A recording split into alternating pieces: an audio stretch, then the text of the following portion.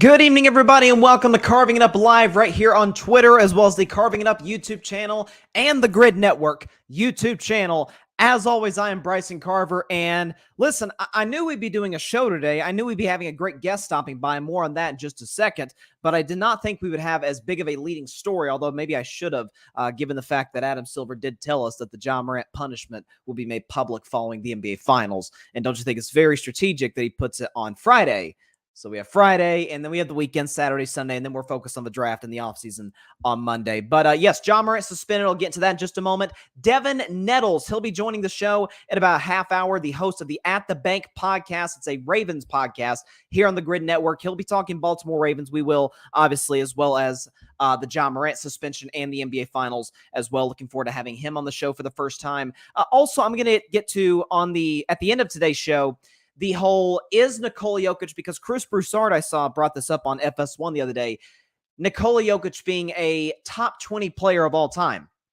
And whether you do or you don't, and I'll give you my answer later on, it's a lot closer than people are giving it credit for. I'll discuss that toward the end of today's show, as well as Michael Jordan selling the Charlotte Hornets and the honest assessment that we have to give about Michael and about the off the court, or not really off the court, post-retirement career MJ has had. But first, the story in all of sports right now. Ja Morant has been suspended 25 games by the NBA, by Adam Silver, according to Woj, according to Shams, according to all sources. So he's going to be gone for 25 games. There's also more information regarding the fact that this 25-game suspension isn't just, he has to serve the 25 games and he's back. According to Woj and Shams, this is by Shams, Ja Morant will be required to meet certain conditions by the NBA before return to action for the Grizzlies and will be ineligible to participate in any league or team activities during his suspension. So what I assume that means, and we know what assuming can do from time to time, but what I assume that means is obviously won't be able to play, won't be able to participate even in any preseason games. This also gives the indication that Ja will also not be able to practice with Memphis, which to me says a lot in regards to how serious the suspension really is.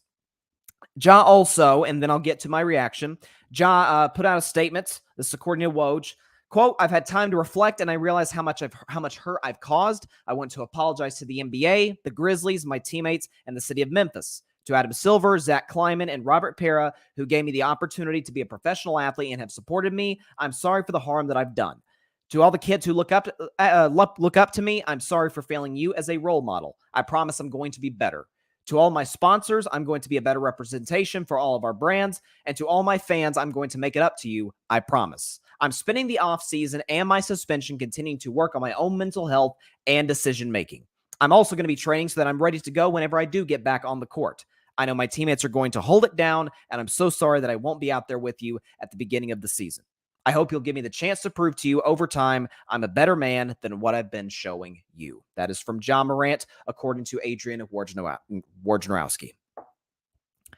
As the great Stephen A. Smith said on ESPN First Take this morning, for the moment, we don't believe you.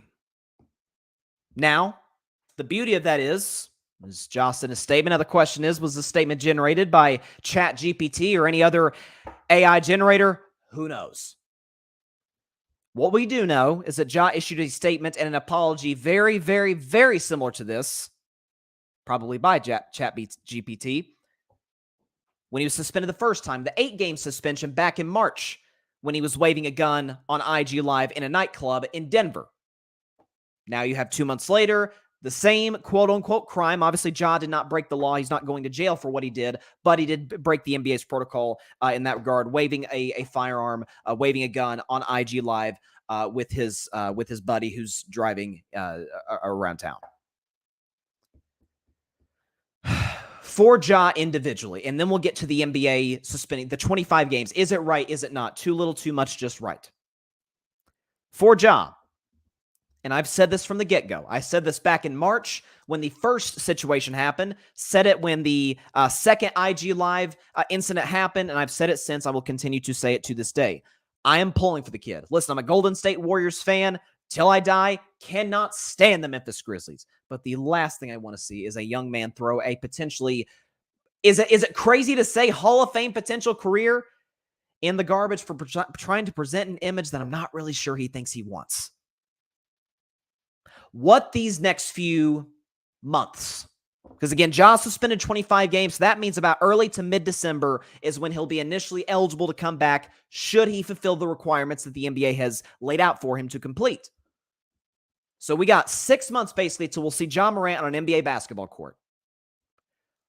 Obviously, we talk about how he needs to get counseling, he needs to get therapy, he needs to truly address, because he's talked about mental health numerous times. This isn't just me bringing this up. Ja's talked about, I need to find a better way to deal with stress and anxiety. I'm dealing with stuff, and I'm turning to wrong measures to solve those type of situations.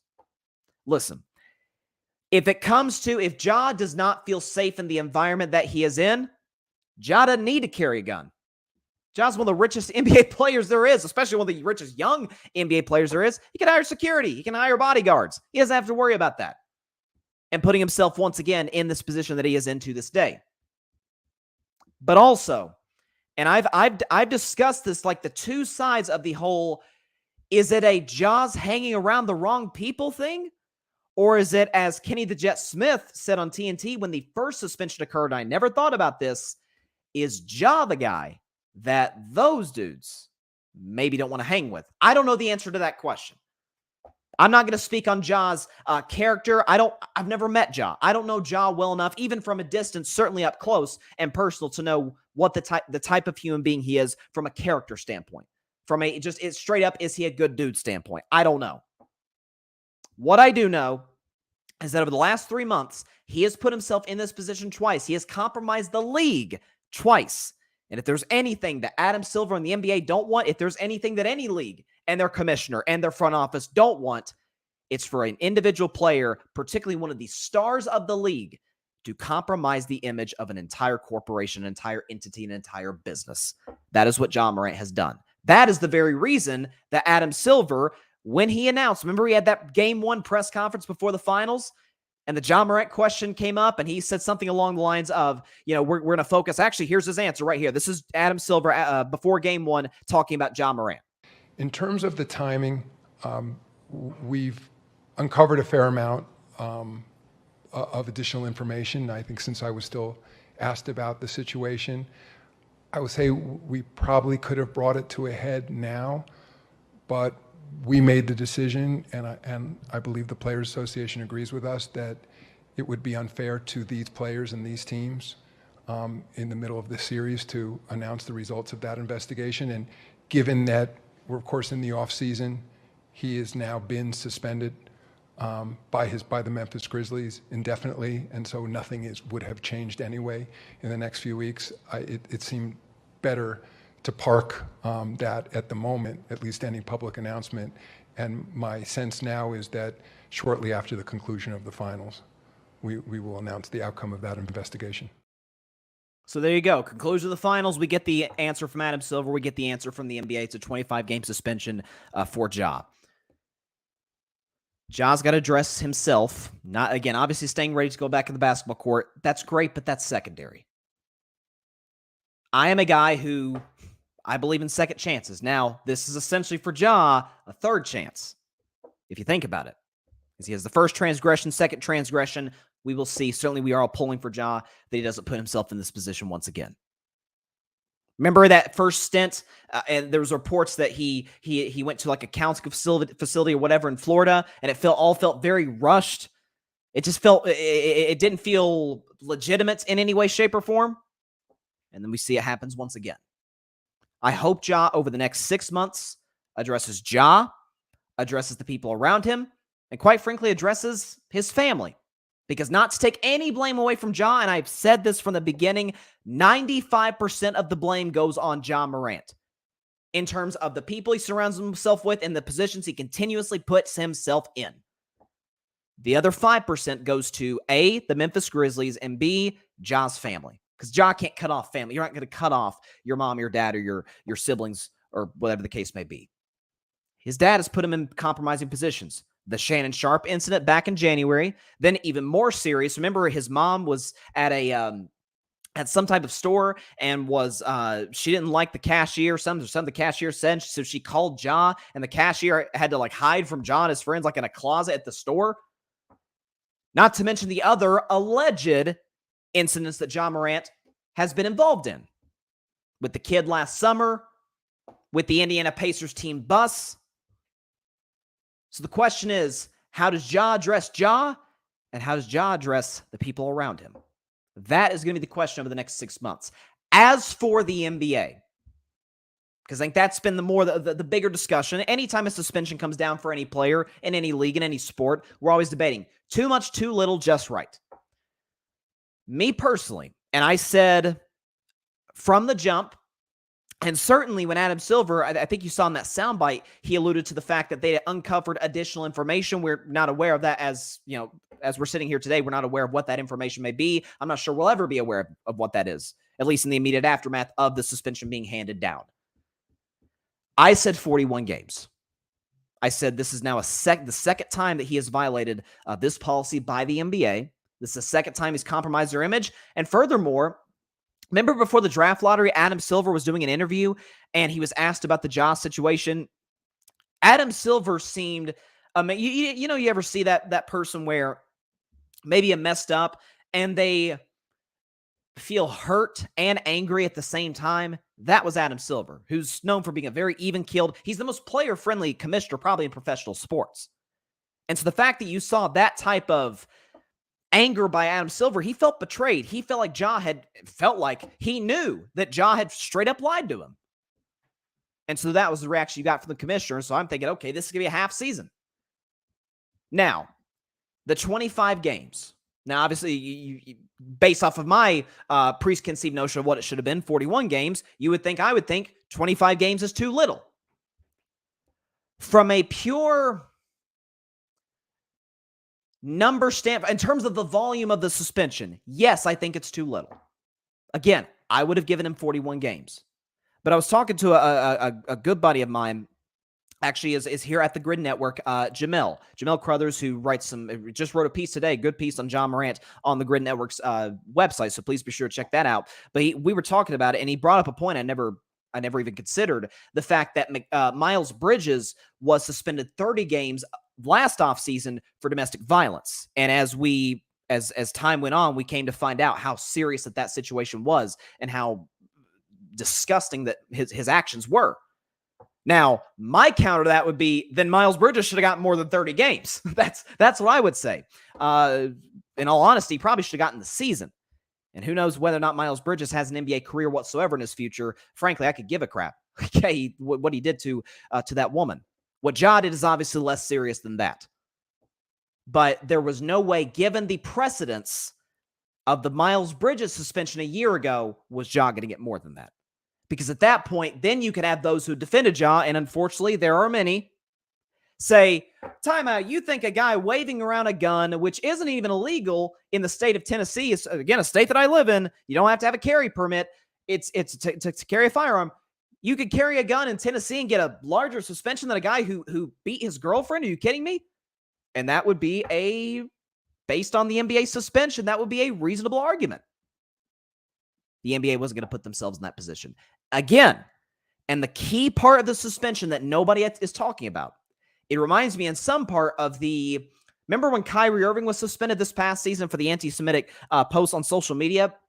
And I forgot what the number was. It might have been indefinite from what I can't remember the exact number, but Kyrie Irving had to go through some sort of some counseling in regards to whether or not he's able to, it wasn't like I can't remember what, it was something about addressing anti-Semitic beliefs and tropes and things of that nature. So, and Kyrie Irving had to go through that and then pass through the suspension. Again, Memphis' schedule isn't out. The NBA schedule isn't out. That probably doesn't come out for another couple of months. Ja will be eligible technically to come back until early to mid-December. That's not a guarantee that that's going to be when he comes back. Because he'll have to go through, again, as Woj detailed, as Shams Ashrani detailed in his tweets as well, that Ja's going to have to go through certain measures for the NBA to clear him. And Adam Silver, who again, showed you that soundbite, didn't show you the soundbite when he was at the NBA draft lottery. He was pissed off. He was ticked what Ja put himself, put the league and put Adam Silver in a position to do what they did. He's not going to be as, shouldn't say forgiving. He's not going to be as open to Ja coming back right off the bat unless he feels 100% certain, okay, Ja's addressed what he needs to address. We feel comfortable of him coming back out in the court. And again, as Ja pointed out, as many have pointed out, Ja is a role model to a lot of kids out there. When does the NBA feel comfortable putting him back out there? The 25 games, honestly, feels like the baseline. So while I may disagree with the sheer volume by itself individually, I thought it should have been 41. NBA gave him 25. Based on the NBA's logic of the entire situation, I get it. I get what they were coming from in terms of the Miles Bridges suspension a year ago and in terms of what Ja's going to have to go through in order to come back into the NBA. So very, very nuanced situation, and can't imagine that this is the last we'll hear in terms of the information that we'll get over the coming months and going into next season. We have a couple of some comments here. Let's see. Patrick Brown, Patrick Brown, by the way, here at the Grid. Patrick, I was expecting a full season. Wow, a full season. 25 games is a light suspension. David Stern would have given him the full season. If he screws up while being suspended, more games will be added. Yeah, full season feels like a bit much. Again, to me, that warrants. Again, I think Miles Bridges should have got a full season, especially given what we ended up finding out about that situation. To me, to get a full season, you got to commit a crime. And I mean, like a serious crime in order to get a full season. John Rivera, I was right about the Bridges suspension. And he said, it's a good point, but John, well, technically, Bridges did get a season because nobody signed him and lost $100+ million. That's a good point. Yeah, John was right on the money about the whole entire situation regarding Bridges. My man Mike Guido, what's up, Mike? He says, is what Ja did that bad?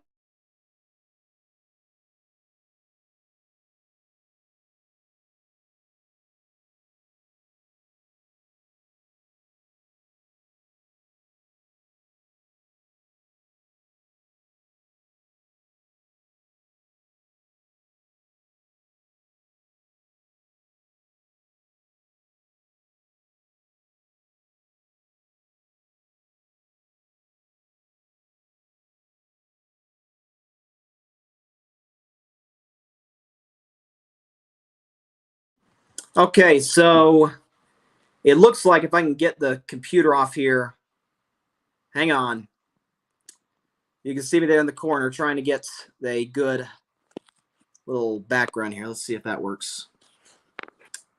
Okay, so I apologize, ladies and gentlemen. This is not how I expected this podcast to go, but it looks like we're having some connection issues. I'll try and enter back into the stream, but it's giving us problems right now as we speak. So we'll try and get that hashed out as quickly as possible. But like I said, we're having some connection problems with the stream. So again, we'll do what we can in terms of trying to do a show from here because it might be somewhat difficult. Okay, so and I can get the screen maybe propped up here and hang on.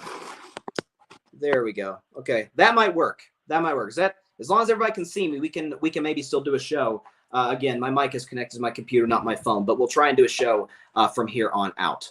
So again, but as far as what Mike was saying in terms of whether or not that's was what Ja did that bad. Look, again, it's kind of, I've used this analogy before. Think of if you work for a company, which Ja basically does. Ja works for the NBA. If Ja Morant broke a rule under what that company says you can't do, might have not committed a crime, but he still broke a law as according to the company. Now he does that twice, and again, what he did makes the NBA look bad. Yeah, it's probably not going to look so good for Ja in terms of what a punishment's going to look like. Again, we'll see if we have any comments here. But yeah, the NBA absolutely had to levy a suspension, and we'll see what happens with Ja Morant moving forward. Again, Devin Nettles should be joining us in about 10 minutes.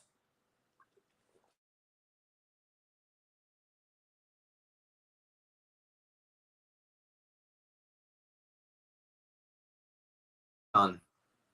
I might be able to get back on StreamYard because it's. I apologize, ladies and gentlemen. It's given some problems. Okay, I think we're good. I think I can get back onto the. All right, there we go. All right, so yeah, just had to had a little bit of connection issue. So we're back. We're back. I'm glad that didn't last the whole show. I'm glad I was able to get my whole jaw take out before that broke out. So appreciate everybody hanging in with us. We'll try and do the show from here on out, hopefully with no connection issues. So I appreciate everybody hanging on. Ryan Flowers right off the bat. Ja is an idiot. Like I said, have I ever referred to any? I think I referred to Dylan Brooks as an idiot. Under the basketball context, obviously what Ja Morant's doing is far more serious than what Dylan Brooks is doing. Here's the thing. Ja has made idiotic decisions. Does that make him an idiot based on the volume of his decision making? For the time being, yeah. I think that's a fair assessment to make. But again, I'm pulling for the kid. I hope he's able to work on himself, to improve from what he needs to he needs to improve with, and at the end of the day, hopefully become a better man for it. And again, if he's able to come back to the Memphis Grizzlies, and something else too, and I forgot to bring this up as well, that I don't think anybody is talking about, and something that's very, very fascinating in terms of Ja with Memphis. And from a more serious, from an off-the-court perspective, I've talked about the fact that Memphis is the second, by the numbers, technically the second most dangerous city in America in terms of gun violence. It's the second, says the second highest gun death rate of any city in the United States of America. Baltimore is number one. Memphis is number two. So again, if there's any city whatsoever that Ja does not need to be doing the things that he's doing off the court in, it's Memphis, Tennessee. Trust me, that is not where you want to be screwing around. As for on the court, though, and I don't think this is getting enough attention, I've talked about this ad nauseum on the show that we talk about, and you guys know I get worked up about most valuable player. I'm not so sure Ja's one of the 30 most valuable players in the NBA. I'm serious. When Ja Morant, in the last 2 years, Ja Morant has played, let's do the math here. By the way, this includes the playoffs. The last 2 years, Ja Morant has played 132 games with the Memphis Grizzlies. They're 82-50. They've won 62% of their games when Ja Morant is healthy the last 2 years. They have played 50 games without Ja the last 2 years. They're 33-17. They've won 66% of their basketball games. It's not like some small sample size. It's 50 games. That's over half a season. Something else too, and I've talked about this before. I talked about it during the playoffs this year. Remember when Ja got hurt against the Lakers in Game 1, and then the Grizzlies won fairly comfortably over the Lakers in Game 2? The Grizzlies in the last 2 seasons with Tyus Jones as the starting point guard are 33-13. They're 33-13 with Tyus Jones. Is Tyus Jones better than Ja? Heck no. Not even close. From a talent perspective, but from just being a pure point guard, from getting guys in and out of sets, from being a better three-point shooter, being able to space the floor more, Tyus Jones fits better in Memphis than Ja Morant does. So I'm not ruling out the possibility that Memphis might consider moving on from Ja Morant if he, God forbid, puts himself in a position once again that compromises himself and compromises the NBA. A couple more comments here. Let's see. Ryan, but not where he lives. I think Ryan is referring to the issue with him living in Memphis. It's a factor. There's no question about it. Not saying that's influencing Ja. I'm saying that's the last city Ja, by the numbers, the second last city Ja wants to be doing what he's doing in. Quick topic, and we'll get to our guest. Michael Jordan sold the Charlotte Hornets for, was it $3 billion, I think it was, to an ownership group. Let me make sure I'm getting the names right. I know J. Cole, shout out to J. Cole, was part of the ownership group that bought the Charlotte Hornets from Michael Jordan. But Michael Jordan and the ownership group in Charlotte sold the team to a group led by, hope I'm pronouncing their names correctly, Gabe Plotkin and Rick Schnall, ending his 13-year run as a majority owner of the Hornets. Now, from a basketball standpoint on the court, Hornets fans in Charlotte, rejoice. Your misery has ended. Now, not going to sit up here and act like the Hornets are going to get back to, they've never been there, get to title contention or anything of that nature. But if you look at Michael Jordan and what he's done in terms of being the Bulls owner, they have been unequivocally one of the worst teams, if not the worst team in all basketball, since he's become the owner. They have the 5th worst winning percentage in basketball. They have tied for the 2nd least playoff appearances with 3. They never won a playoff series at all, which is tied for the worst. And they won a grand total of 3 playoff games when Jordan was the owner, which is also tied for the worst in that streak. What is my favorite saying on Carving It Up? 2 things can be true. Michael Jordan, listen, I think LeBron's the GOAT. If you think MJ's the GOAT, I'm not going to fight you on that. Well, we may debate, but I don't think you're crazy if you believe that. MJ might be the greatest basketball player of all time. He's minimum a very close second. And in terms of ownership, he's been an abject disaster. Now, you could argue Michael Jordan is in a much better position from a business standpoint. He bought the Hornets for, I think, over like $100 million, something like that. And now they're worth like $3 billion-ish. So MJ did fine in that regard. So he's sitting fine. He's not losing any sleep over the money he lost with the Charlotte Hornets. Jordan Brand is still the highest selling shoe, and it's not even close in totality. And MJ, we know the brand, the Jumpman logo, that's not going anywhere anytime soon.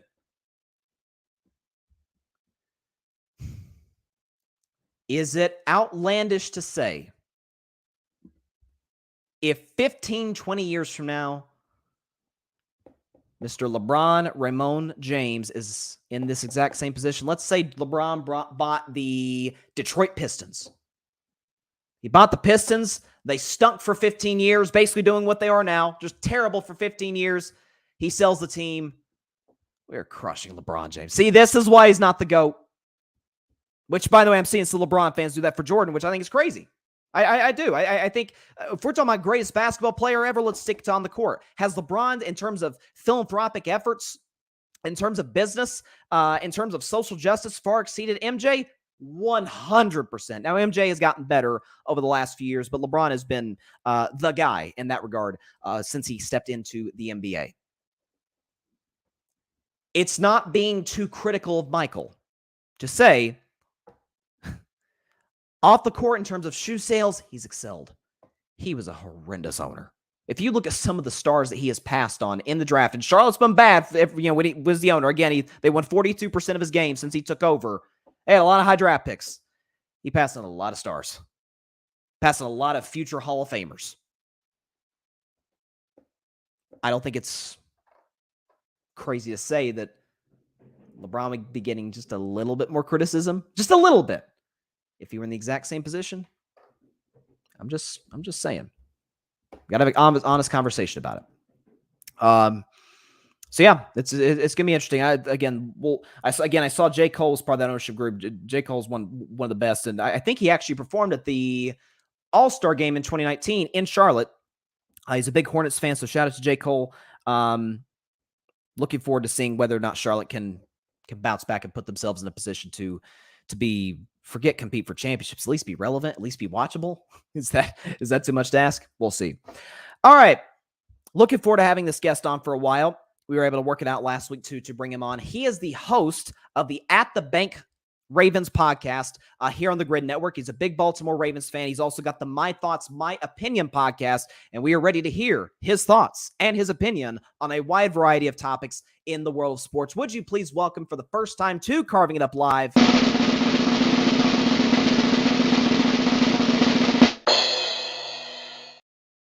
Devin Nettles of the At the Bank podcast. What is up, Devin? How you doing, man? Welcome to Carving It Up. Man, what it is, Bryson, man. Appreciate you having me on, man. This is dope, man. I've been waiting to get on here for a nice little minute, and I appreciate you reaching out to podcast to me, man.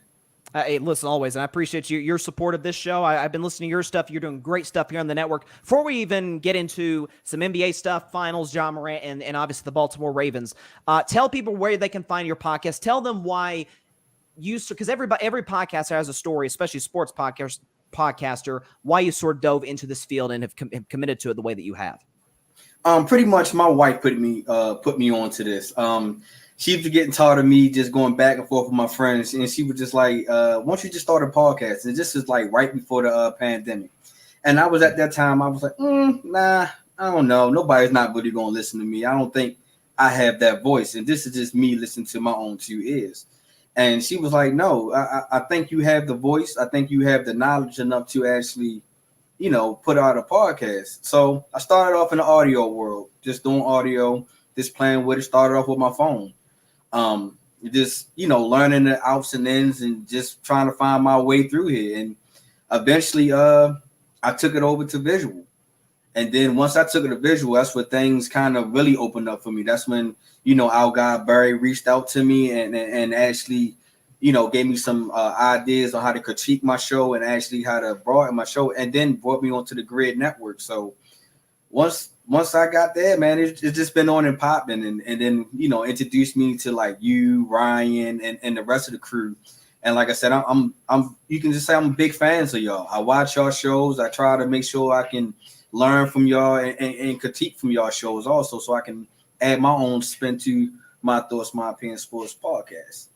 Well, I appreciate you. Your story sounds ever so similar to mine as far as how I got in the field, because my family, I like you, am just obsessed with sports, just in any way, shape, or form. And Right. funny enough, I always give my dad credit for the idea of starting my show, my sister credit for the name Carving It Up, because it was going to be like the Bryson Carver Show, which is pretty generic compared to Carving It Up. And then my Right. mother credit for, to this day, little critiques, little things that I need to address in terms of trying to make the product better for people to listen to. And yeah, absolutely, shout out to Barry for bringing you on the network, and very, very excited to have you aboard. So let's get into the obviously the biggest topic in the world of sports, and that's the Ja Morant suspension. 25 games. Again, he does also, the underreported aspect is he does have to go through a certain precautions, certain things before the NBA can clear him to come back. What was your initial thoughts on the suspension? Do you think it was enough? Do you think it was just right, too much, too little? What was your thoughts on the Ja suspension? My first initial was just like, wow, Adam Silver, you kind of dropped the ball in my opinion, man. The way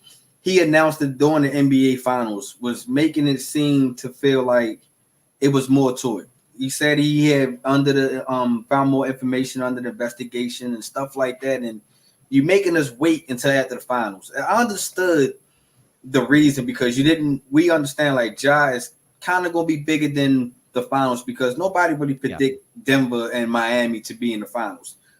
So no disrespect to none of them. It was still a great finals. But, to hold that information, you would have just thought it was going to be a little bit more. I was expecting at least half the season. 25 games, I think you slapped them on the wrist again, in my opinion. I really just think that if he's going to be in your face and have a conversation as man to man and say, hey, my bad, I shouldn't have did this the first time, I'm a work on it. You wouldn't think that just not even 3 months strong, really, he goes right back into the kind of same situation again. And I just felt like, that was a slap in the face. And if you're going to slap me in my face for that, and after we just had a man-to-man conversation pretty much, I felt real disrespect. I felt like you didn't take the 8-game away, because it really wasn't no suspension. It was just him just removing himself from the facilities until they figure out what was more to the situation. But you would have thought, like, we gave him 8 games. Maybe now that slap on the wrist is not enough for him to understand. Maybe he needs to get a little bit more harsh. I'm not saying a whole year, but at least 50 games, something in that nature. Yeah, I thought it was going to be 41. That's what I would have handed down. I think, and again, I was talking to our guy Jamel, who again wrote a piece on Ja for the Grid's website, and we were talking about the fact Miles Bridges got 30 games last year. You could argue they almost dug themselves a hole for this go around with the fact that Bridges did what he did and he only got 30, not even half the season. Obviously, Right. pointed out that he kind of got the whole season because nobody picked him up. But in terms of what the punishment was, because it wouldn't have been the greatest look for the NBA. Where yes, this is the second transgression with the exact same action by Ja. But again, what he did was not as egregious as harmful as what Bridges did. So again, it's going to be a matter of whether or not, because we talk about the suspension once it kicks in when the season starts. Right. Technically, the suspension really begins now because, again, the Grizzlies had already given him the indefinite suspension, so he won't be able to practice or be around the team or anything of that nature. So, again, look, Ja issued the apology. Again, as the old saying goes, actions speak louder than words. We got to see it before we believe it, before we feel like Ja is really trying to make improvements as a man, as a representative of the league, because that's really what these guys are. And it's going to hurt Ja in the long run if he doesn't address that. Yeah, he most definitely should address that because, I understand he's not trying to be a role model, but he actually had kids looking up to him. And some of those kids are my kids. You know what I mean? Sure. I just had a conversation with my kids probably like 3 days ago. They have these Obi guns. And, they sitting there just playing around with it. Like kids normally play around it. But I had to kind of tell them, like, don't be out here like Ja Morant. Don't be out here silly with it. You understand? You got to understand it's a toy, but also it can still be used as a weapon. It can still be used, go against you in the wrong favor. So just kind of make sure you're not on social media doing crazy things, hurting animals, anything in that nature. Right. But it was crazy that I had to say, don't be like a Ja Morant in that type of aspect versus, be like Ja Morant on the court, the guy that my kids look up to. So it just, like I said, I still respect Ja Morant. I still believe that he's a generational talent in this league. I still believe that he can turn things around if he's willing to turn things around. You just have to put that effort and that mind into it to actually turn around and not just say, yeah, I'm going to do it, but then turn around and still do the same things over and over. We got to change your environment just a little bit. Yeah, and you hit the nail on the head in terms of, he's got to want it for himself. I saw Brian Windhorst was on ESPN regarding to the fact that Ja was, from last year's suspension to this year, with missing the All-NBA last year, I didn't even bring up the fact that him being suspended 25 games with the new CBA, he won't be eligible for any All-NBA teams or anything like that. So right. He said you add it up, it's going to cost him about $50 million. So is that going to be a wake-up call? Is just simply not being away from the game that he loves? Is that going to be enough? Not being away, being away from his teammates. Like you said, Ja's going to want it for himself, and certainly we wish him the very best. And for those watching or listening, we'll give any updates whenever we can. As for the NBA Finals, obviously Denver wrapping it up in a quick 5 games, winning their very first NBA championship. I'll start with the Nuggets.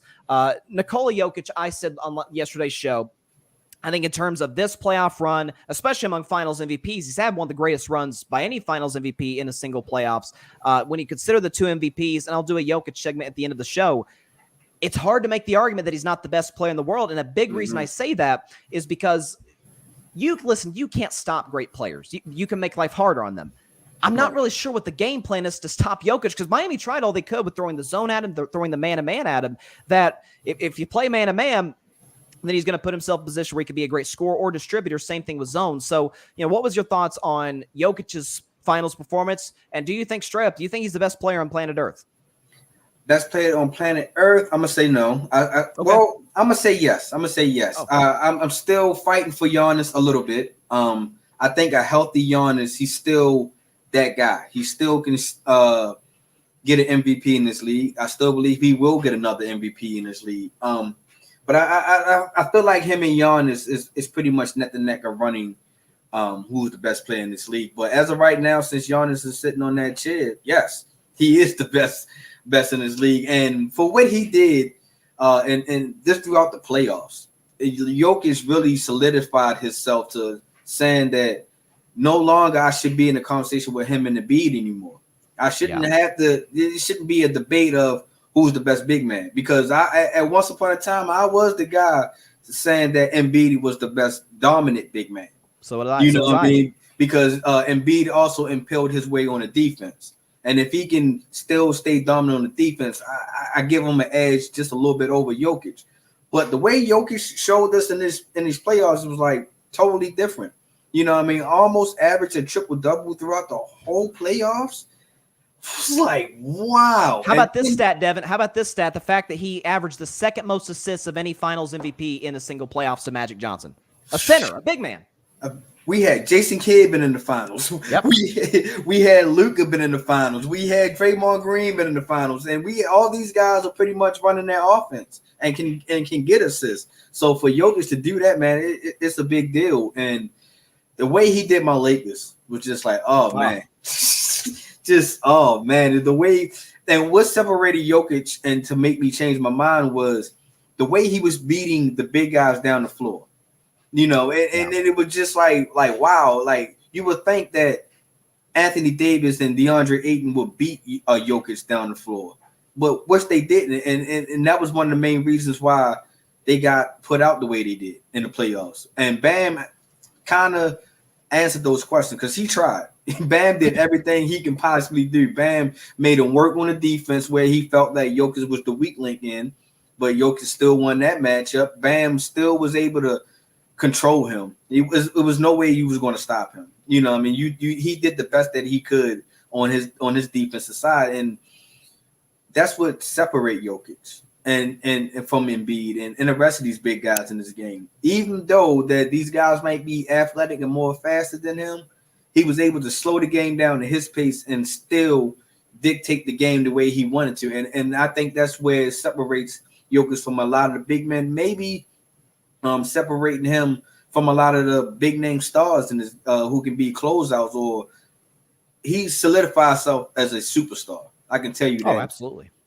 100%. And I think you hit one nail on the head in terms of he plays at his own speed. It seems like, and something else with Luka as well, he's similar in that regard from a perimeter standpoint, where I don't know what it is. These European players come over here and they don't necessarily look the most athletic, and they torch our guys. Devin, it's incredible what they're able to do.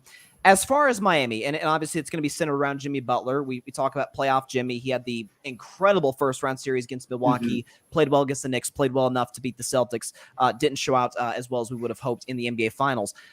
I don't, and I want your thoughts on this. I didn't look at when that series ended, I didn't think Jimmy played well in Game 5.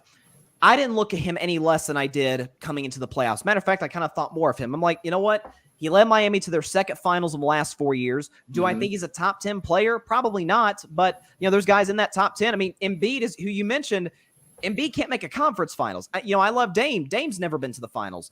And so when we talk about guys who, are in that, solidifying that top 10, they haven't accomplished the things in the playoffs that Jimmy has.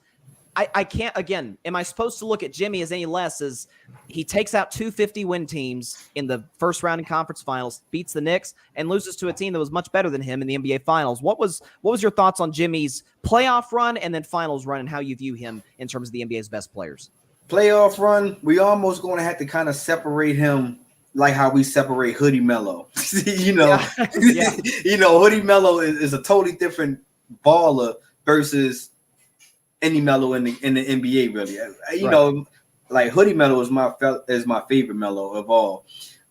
So playoff Jimmy is pretty much everybody's favorite. I was having a conversation with these guys at work, and I was like, do we still count Jimmy as a superstar in this league? I was like, because this guy kind of mastered something that a lot of players haven't learned how to quite master, and to coast throughout the regular season. He's not worrying about no MVPs, not worrying about six-man or any other of those awards. He coasts through the 82 games because Jimmy plays about at least 65 to 70 games a year. Yeah. You know what I mean? So he's pretty much durable.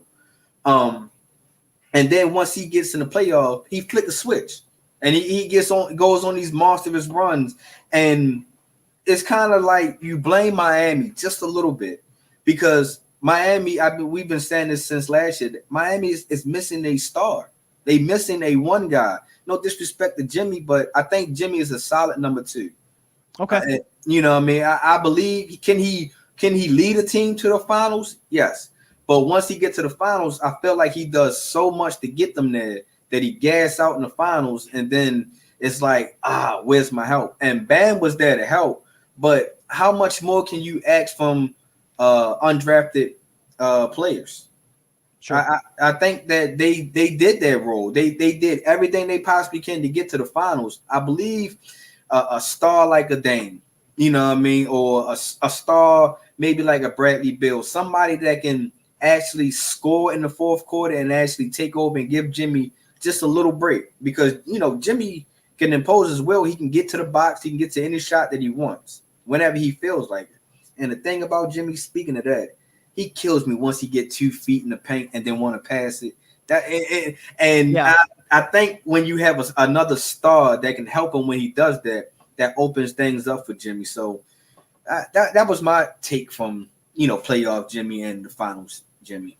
And guys, you mentioned Dame, you mentioned Bradley Beal. Both are guys who the Heat have been linked to this offseason as potential destinations. Again, I'm not sure what the package is for Miami. I feel like they'll probably have to be involved in some sort of 3-team trade in order to get any of them. Maybe not Beal as much as they would Lillard. But, again, you mentioned the fact that both Beal and Lillard are both capable of getting their own shots. They're good playing off the ball, so that, if Jimmy wants to, sit in the corner for a couple possessions, get a little breather, as you mentioned, those guys can take over and get their own shots and get other guys involved, because if there's anything Miami's not short on, it's 3-point shooters. They got plenty of those. Right. So, plenty of guys that they can distribute to, especially a Dame Lillard. Shifting to the NFL, though, you got the At the Bank podcast here at the Grid. You're a big-time Baltimore Ravens fan.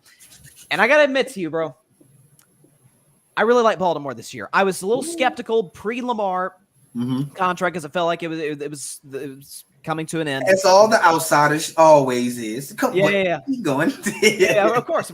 Yeah, and I bought into it, and sure enough, they got the deal done. Lamar's going to be the quarterback in the long run. You add Odell Beckham Jr. in the offseason. You draft a guy I love in Zay Flowers out of Boston College to be sort of your slot guy. Again, you're talking about those two guys coupled with Mark Andrews, J.K. Dobbins, a great offensive line, a great defense, the best kicker of all time, and a great coach. Outside of there being in maybe the toughest division of football, I'm not really sure what's not to like other than Lamar Jackson's health. What's your take? Let's start with Lamar. Okay. Getting the contract. First of all, did you? I imagine what the answer to this question is, but did you think he deserved the contract, and what was your thoughts on him getting that deal to become the Ravens' longtime answer quarterback? Of course, he deserved it. Oh man, it was nail biting. I tried to envision Lamar leaving, just to see what would it look like, how many years that would set us back, because I think the way what we did was, once we found out that we were going to go all in with Lamar, we changed our whole identity of our offense. Credit, Greg Roman, he did with the best that he could, and I felt like Greg Roman also held Lamar back from his growth also.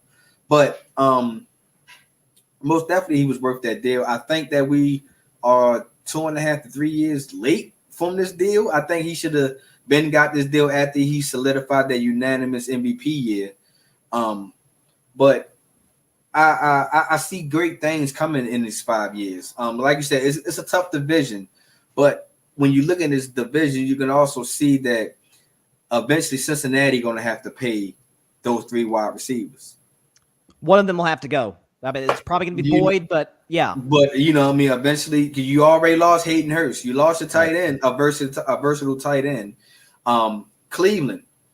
Until you bring Amari Cooper, I understand they got Elijah Moore down there, but until you bring some more help for Amari Cooper, and how a full offseason with Deshaun Watson is going to be, we kind of still got Cleveland up in the air. Pittsburgh, it's Pittsburgh. Mike Tomlin is not going to go out without with a losing season, and what they are building, I believe they are just 2 pieces away from actually being a contender, at least a playoff contender, because they keep knocking on the door to be a playoff team. But I just think they are just missing 2 key pieces from them. So that's kind of giving us a little sunshine here in Baltimore, that that division kind of, it's just one of the strongest division, but it's also shaky too. Yeah, in terms of from a contractual standpoint with Cincinnati, and obviously, look, the thing is, I think Joe Burrow's the second best quarterback in the league to Mahomes. I think if you regardless of the piece you put around him, he's one of the few guys where Give him a Jamar Chase. Give him a solid one. He'll make everything else work because a guy like Jamar will open everything up. In terms of, I'm glad you mentioned the Lamar Jackson contract about it being 2-3 years late. This is the thing that it drives me crazy every offseason whenever a quarterback is up for a long-term deal and the team punts, kicks the rock down the road where he's only going to get more expensive every year. You might as well get the deal done now because the market for quarterbacks, I mean, who God only knows what Herbert and Burrow are going to get once their time comes, be it this offseason or next. And so I'm glad you bring up those points about Lamar. And again, by the way, something else too that you forget about the Ravens, and you could say maybe it was a divisional matchup, but when they played at Cincinnati, if it weren't for I think it was Hubbard who had the 100-yard return on the fumble at the goal line, we might be having a different conversation today. We was knocking on the door, and we still had just a small window chance when James Posey, had that fingertip catch that he dropped. So things were still kind of in our favor because we, that culture we have down here. That play like a Raven really means something in this organization. So as long as we continue to get players that actually buy into our system, I think we got a chance every year. It's funny you talk about adding players to the culture. I said, I think 2 or 3 weeks ago when DeAndre Hopkins got released by the Arizona Cardinals, I said the 3 teams I think make the most sense are Kansas City, Baltimore, Buffalo. Kansas City needs him the least because, well, obvious reasons. Buffalo desperately needs him because you have the Stephon Diggs situation, which is just weird. I'm not sure what's going on over there. And outside of Diggs, they got nothing at wide receiver, so that would really shore up that group. I think Baltimore's that healthy medium where they don't necessarily need him to be a great offense. But, man, you add him to, again, this is a DeAndre Hopkins who's played with some pretty, I don't want to say bad quarterbacks. They're in the NFL, but some pretty, let's just say below average quarterbacks is still put up 1,500-yard seasons. You pair him with a guy like Lamar Jackson. By the way, with the Todd Monken, the new offensive coordinator, who you mentioned, Greg Roman, sort of, he was the right offensive coordinator for Lamar at the time. But as Lamar developed as a passer, you needed a guy. Again, Tom Monken made Stetson Bennett look like a Heisman contender in the college football playoffs. So you give props to him. But you had DeAndre Hopkins to a group like that. I don't know if you have any sources in Baltimore that are talking about it. Is there any chance that this does happen? Because I know DeAndre's talked to Tennessee, New England. Is there any possibility he goes to Baltimore? Everything has a possibility to it, but so far, there's no links that he's having a visit here, anything in that nature, anytime soon. But like I said, anything is possible. And if we can add a DeAndre Hopkins to this wide receiver room, which since I'm on it, while it's on my mind, make sure y'all tune in to Marvel at the Bank, as I'm discussing this wide receiver room that we now have, but.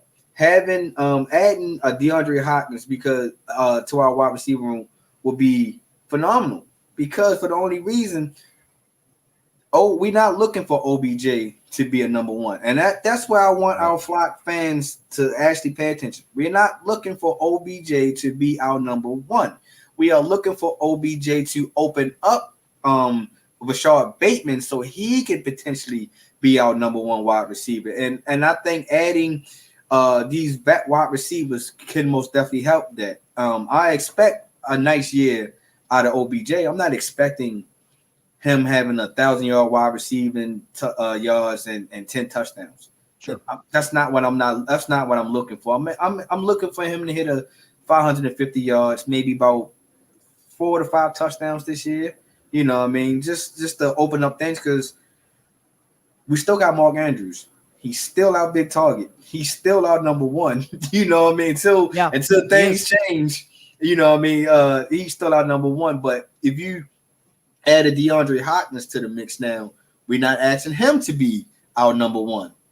We already know that D-Hop is going to get his. He's one of the best route runners in the game right now.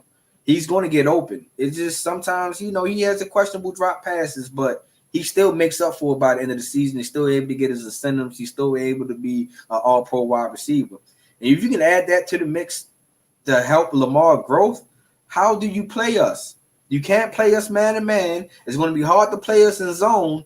It's like, how do you play us? You don't want to load the box anymore because now we can spread y'all out. Because remember, J.K. Dobbins, it can also be spread out into a split wide receiver, anything in that nature. So, it's a lot of things looking good in this in our organization this year. So I'm fingers crossed for health, because that's the number one thing, man. Is if long as we can stay healthy, things can look good for Baltimore this year. Where's your expectations then going into this season? My expectations, I'm gonna say we make the playoffs. We win our division. We win our division this year. We make the playoffs. I say we go deep into the playoffs. I'm gonna give a second round so far, because, like I said, we still going to have to get used to this new offensive play calling, because what they've been doing in OTAs this year, the play clock is kind of no longer exists. If paid attention last year, the Ravens had a lot of struggles getting to the offensive line, and the play clock is on 5 seconds already. Right. This year, Todd Monken is looking to speed things up, so it might be a kind of a hurry up type offense coming out this year. So things once we can get used to that, things can look up for us. I think so too. Again, I have Baltimore as one of the 3 best teams in the AFC. I've got Kansas City. This may shock some people. I've got Jacksonville 2 and Baltimore 3rd. I like Jacksonville. I'm really high on Trevor Lawrence and Doug Peterson. Listen, I don't bet against that guy. They almost beat Kansas City in the playoffs last year, but I think Baltimore is absolutely contender to come out of the AFC North, to beat out Cincinnati, and we'll see what happens in terms of whether or not they can contend for a 3rd Super Bowl title. Devin, before you get out of here, tell the people where you can find your show.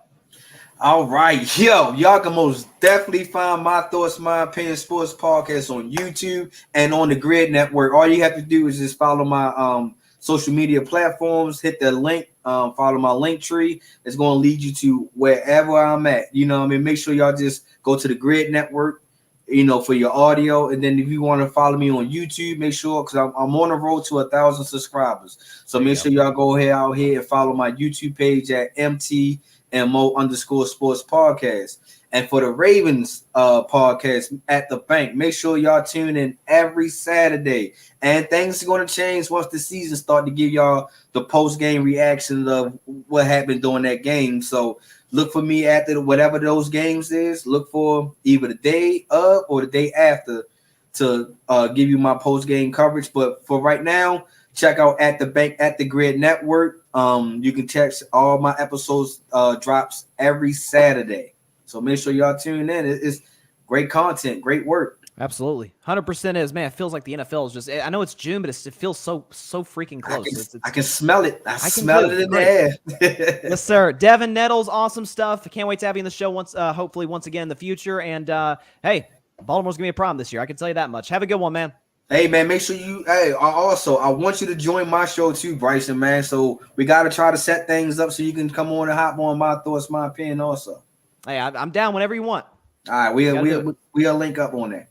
Yes, sir, man. Have a good one. You too. That was Devin Nettles, My Thoughts, My Opinions podcast, and the At the Bank podcast. Great stuff as always. I'm telling you, and I'm serious. I'm not just saying it because I got a Ravens fan on. I think Baltimore's going to be a problem this year in the AFC. And the Bengals fans going to come at me with saying they're not one of the top 3 teams. Listen, good teams have down years. There's nothing wrong with that. Although I did like Cincinnati adding Orlando Brown in the offseason. They're no question going to be a problem. See if I can get this real quick graphic finished, because there was a discussion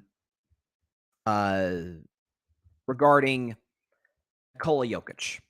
And when we talk about this again, I got him as the best player in the world. A lot of folks say Giannis. Again, I feel like people are really shortchanging that guy in Golden State. I mean, he did average 36-6 on basically 50, 40, 90 shooting, and had the first 50-point game 7 in NBA history. And he's a 4-time champion, 2-time MVP. But that doesn't matter, right? I don't know. I got him second. Behind Jokic. I got Giannis as a close 3rd. Again, the reason I got Giannis 3rd, I talked about it on yesterday's show. A big reason for that, Giannis got gentleman swept by the team that Jokic gentleman swept. Again, best player in the world. I've always said this. Yes, your history matters. MVPs, past playoff success. We understand that. Championships. What have you done for me lately? The reality is what Giannis did for me lately was go 10 for 23 from the free throw line in a closeout game and blow a 16-point fourth quarter lead to the 8th seed at home. That ain't great. I mean, if that was LeBron, Steph, or KD, who I think are the three faces, Giannis is in that conversation. Jokic with this championship will put himself certainly in that discussion. Man, if any of those guys had pulled something like that off, I think we'd be having a very different conversation in terms of criticism of those guys. So just, again, it's all about keeping that same energy for different guys. Again, almost done with this graphic, because I think it's an interesting conversation to have in terms of where Jokic ranks all time. Hey, I'm getting this last little thing on here, because I saw this sort of going into it. Chris Broussard, who works for FS1, does a great job. I've actually got the chance to meet Chris a few years ago on a Zoom meeting. Great guy, does good stuff for Fox Sports. He said after the Nuggets championship, he said that Jokic is now a top 20 player all time in the history of the NBA. And initially I sat back, I was like, I don't know about top 20. I'm like, that feels like a bit of a stretch. More I thought about it, though, and I'll show you this graphic right here, I think he's a lot closer than people think. Right now, for me, I don't think Jokic is a top 20 player all time. I don't. But here's what my top 20 looks like. My top 22, because that's where I got Jokic. I've got Jokic, the 22nd greatest player ever. For those that, are listening to the podcast on any platform, in this order, I've got LeBron, Michael, Kareem, Kobe, Magic, Steph, Duncan, Bird, Shaq, Russell, Wilt, Hakeem, Dr. J, Moses Malone, KD, Oscar, Jerry West, Giannis, Kevin Garnett, Dirk Nowitzki, Dwayne Wade, then Nikola Jokic. That's what I've got. With another MVP, heck, I think it's just with another all-star level season, just putting himself in the MVP discussion. I think he passes Dwayne Wade. Obviously, Wade never won any MVPs, but he did win 3 championships. He's got a scoring title on his resume. Again, if the 3 championships were with LeBron, then I probably would have put Jokic over him. But Wade and Jokic both did something very similar in that they led a team to a championship. Shaq was on that Heat team. Obviously, had guys like Gary Payton and Alonzo Mourning and company. Dwayne Wade, again, that was his 3rd year in the NBA out of, didn't he play at Marquette? I think it was in college. 3rd year in the NBA, down 2-0 against Dirk Nowitzki, comes back and wins that series. Again, I view Dirk in a very different sense that a lot of folks do. People got to forget people got to remember this. Dirk is like top 6 all time in scoring. And he won a championship going through probably the hardest gauntlet of any finals MVP in history, arguably. Goes through Brandon Roy, and folks forget how good Brandon Roy was before those injuries got him. Man, he was a monster scorer in the basketball. Beat Brandon Roy and the Portland Trailblazers in the first round. Beat Kobe and Powell, who were the back-to-back champs, swept them in the second round. Conference finals, albeit they were young, but beat KD, Westbrook, and Harden in the Western Conference Finals. And then the hardest of all, took out the Heatles. Prime LeBron, prime Wade, prime Bosh. Took him out in 6 games after trailing 2-1. By the way, he was sick, infamously, for that game 4 when they were down 2-1. Remember LeBron and Wade were like mocking him, like fake coughing and being real disrespectful. And Dirk's like, okay, as MJ said in The Last Dance, I took that personal. And Dirk won Finals MVP, got a championship on his resume. He's also got an MVP on his resume, albeit that season, We Believe Warriors took him out in the 2007 playoffs in the first round. First 8 seed to beat a 1 seed in a best-of-7 series. Shout out to Baron Davis, Steven Jackson, and company. But yeah, I've got Jokic 22nd. Again, in the 20 spot, I've got Dirk. You got to talk about KG, who's got a championship and an MVP. Giannis, who's got a championship and 2 MVPs and a Defensive Player of the Year. Again, I got I've got 5 current players in my top 22. So I've got Bron, Steph, KD, Giannis, Jokic. Those are to me the 5 best players all time that are currently still playing today. Again, I got LeBron's the GOAT, so he can't get any higher on my list. Steph, I think the highest he can get is 4th. I have a hard time seeing him ever get to that 3rd spot passing Kareem. He'd have to win like the next 4 championships or something. Kareem's resume is insane. 6 championships and 6 MVPs, all-time leading scorer for 4 decades. Like, Kareem was a monster back in the day. Probably the greatest player ever pre-Jordan. That's how great Kareem was. I think Kobe with a championship passes Magic. With a championship and an MVP, I'm sorry, he has to pass Kobe. All due respect to the late, great Kobe Bryant. but he'd have as many championships as Kobe and would have 3 times more MVPs than Kobe. Now, to me, again, a championship for Steph to pass Magic, either a championship and an MVP or 2 championships to pass Kobe. So what I'm saying is Steph is on the doorstep of Mount Rushmore. By the way, again, something else too that Steph can also say, he can say, hey, guys, I led the second greatest dynasty. I led maybe the second greatest dynasty, worst case, third greatest dynasty of all time. I think 90s Bulls is one. Again, I don't want to disrespect the 50, 60 Celtics. I don't, because I've got Bill Russell 10, and I've always said Bill Russell will always occupy a spot in the top 10. The man won 11 championships and was one of the greatest defensive players ever. Second all time in rebounds, by the way. There were 8 teams. That's the only thing. Yeah, Patrick in the comments. My 2006 Miami, he had Wade, Shaq, Lonzo Mourning, Jason Williams, Antoine Walker. Yeah, he was a good player. Gary Payton, James Posey, and Udonis Haslem. Pat Riley took over midseason, and they went on to win it all. Yeah, that was a good Heat team. And D Wade absolutely solidified himself as one of the greats in the game with that title. Obviously, got LeBron 4 years after that. Now, they weren't a dynasty because they only got 2. If Miami had gotten 3 in 4 years, it's like, okay, they're a dynasty. You win 75% of the championships in a condensed time period. Yeah, you're absolutely a dynasty. But yeah, I've got Jokic 22nd. A title. Let's talk about this. Put the list back up. Where would another MVP put him? Where would another title put him? Okay, if Jokic wins a third MVP, the only other guys on this list who could say that would be Bron, Jordan, Kareem, Magic, Bird. See, I guess Wilt is on that list as well. Moses Malone. That's it.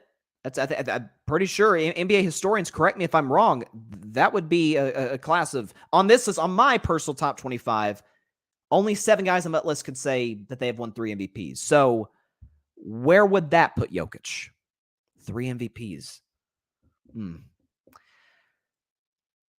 I'd have to put him at that point on the 18, 19 spot.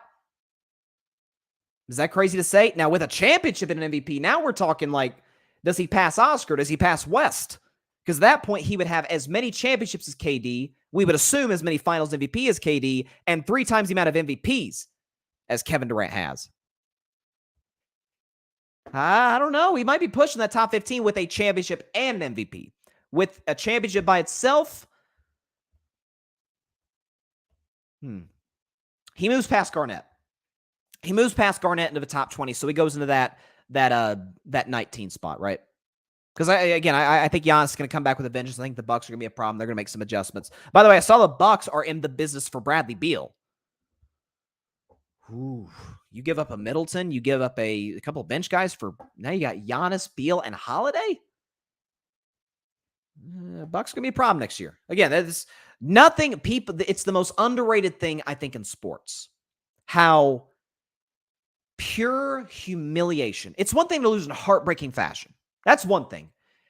To lose in humiliating, embarrassing fashion, that's different. That puts you in a whole different mindset. Like, man, I'm going to go get these guys that took us out in these playoffs. Like a revenge mindset. Miami didn't beat Milwaukee. It was like a 7-game dragout. They took them out in 5 games. Yeah, Milwaukee, I could see Milwaukee winning 65 games next year. Not saying they're going to win the championship, but I think we're talking 65 games. Patrick says Jokic should be top 15 if he wins another MVP and title. I agree. If he does it next year, let's say, again, we're talking next year. So now if it's, say, he won 2 years from now, well, did Giannis win another one? Did Steph? Did KD win another one? But if he does it next year, yeah, I mean, you have a hard argument to make. I think he has to pass KD at that point. Because at that point, Moses has multiple championships and 3 MVPs. Moses, to me, is arguably the most underrated player in the history of the game. He was dominant in Houston, was dominant in Philadelphia. Now Dr. J was the face of those teams because he's Dr. J. But yeah, that's. I think he'd have to move the top 15 with an MVP and a title next year. So there you go. I love these discussions. The NBA in particular, because it's hard. Who the top 10 NFL players ever? I mean, I don't know. You're gonna have Brady. You're gonna have Jerry Rice, and you're gonna have Walter Payton. You're gonna have You're probably going to have Jim Brown. You're going to have Lawrence Taylor. But it's different positions. A quarterback, the value of a quarterback so far supersedes every other position, even left tackle, even edge rusher, even wide receiver. But NBA, yes, they're different positions. Yes, that the era part is the hardest thing to get past in certain one-on-one head-to-head discussions. Who's better than who? But it's 5-on-5. That makes it. And dynasties are more common in the NBA than they are in the NFL, because the NFL's had the Packers were a dynasty in the 60s, the Steelers were a dynasty in the 70s, the Niners in the 80s, the Cowboys in the 90s, the Patriots for 2 freaking decades from 01 to 19. And I think Kansas City, has moved in that class as well. So I think we've had 6 dynasties in the NFL. NBA, we've had Celtics in the 50s and 60s. There was no dynasties in the 70s. There was a ton of parity, a lot like how it is now. Celtics and Lakers in the 80s. So that's 3 right there. Bulls in the 90s. Lakers in the early 2000s. Oh, I guess technically that's 6. No, that's actually tied. My bad. No, in my view, we've had as many NBA dynasties as NFL dynasties. Celtics had 2, Lakers had 2, Bulls and Warriors had 1. Or of course, you could say Spurs as well. Now, Spurs never went back to back, but they were kind of like New England, where they had a long dynasty from 99 to 2014. So yeah, but no disrespect to Spurs, let's put them in that discussion as well. So 7 in the NBA, 6 in the NFL. I don't know. These all-time discussions, I could talk about this for hours if you guys can't tell.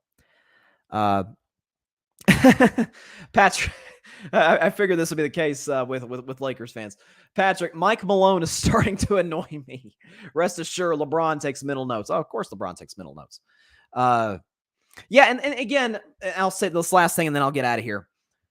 I talked about Michael Malone yesterday when the Nuggets had their parade. And by the way, have you seen Jokic in Vegas? I didn't know Jokic had that much personality. So listen, Vegas can bring out the inner party animal in anybody, even a guy like Nikola Jokic who just wanted to go home.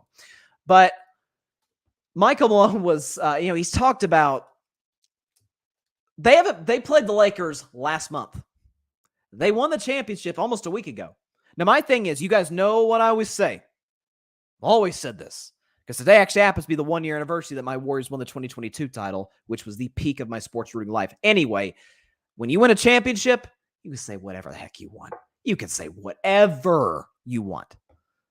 You're on the mountaintop. Why does Michael Malone keep talking about the Lakers? Here's the thing, it'd be different if the Lakers and Nuggets sort of had this rivalry, if they had this back and forth, if a bunch of Lakers, not even a bunch, if a couple Lakers players had said something publicly like Jokic ain't that good, or this guy Jamal Murray, he's not all that. At that point, it's like, okay, you took a shot at me, then I can take a shot at you back when I win the championship. That I know of, outside of a little backhanded compliment by Rui, I don't remember the Lakers saying anything crazy about Denver going into the series or even coming out of it. And I compared Michael Malone just constantly talking about the Nuggets. It's like when Trump beat Hillary Clinton in 2016 and then for 3 to 4 years would not stop talking about it. It's like, bro, A, run the country. B, worry about Biden and Bernie Sanders in 2020. Stop talking about Hillary. You beat her. Cool. Hillary doesn't matter anymore. Why are you still focused on her? Same thing with Michael Malone. Why are you still talking about the Lakers? It's just, I don't know. Listen, but hey, to the victor go the spoils, I guess. See Michael Malone at the parade though yesterday? He was on Saturn. My goodness. All right, that is all the time we have for today's show. Appreciate everybody stopping by. As always, be sure to catch Carving It Up Live on Monday at 6 p.m. Eastern, 3 p.m. Pacific time on Twitter, as well as the Carving It Up YouTube channel and the Grid Network YouTube channel. Be sure to like, share, comment, and take 2 seconds out of your Friday. Hit that big red subscribe button. It helps the channel grow exponentially. And be sure to go subscribe to the Grid Network. That is GRYND, the Grid Podcast Network, here on YouTube and any and everywhere you get your podcast, your favorite podcast, be it Apple Podcasts, Spotify, iHeartRadio, Google Podcasts, any and everywhere you get your favorite podcast. And it sure would warm our hearts here at the Grid Network and here on Carving It Up if we are in that repertoire, in that catalog of your favorite podcasts out there. Big shout out, Devin Nettles. Great stuff. At the Bank podcast, it's a Ravens show. As far as a general sports show, he's got the My Thoughts, My Opinion podcast, both here on the Grid Network. Shout out to him. Looking forward to having him on the show sometime in the future. And as he mentioned, I'm down to come on his show. I'm down to come on either of his shows anytime he wants to have me on. Hope everybody has a great weekend. A happy Father's Day in advance to all the incredible dads out there. Please be sure to take care of your physical and your mental health. And please be sure to call your local state representatives and senators to demand change for gun violence in America. Have a great weekend, y'all. Happy Father's Day, everybody. God bless y'all. Peace out. Jokic having some fun in Vegas. Props to him. Thanks so much for watching the show on YouTube. Be sure to click that big red subscribe button and go check out the other clips and full shows of Carving It Up Live. Have a blessed day.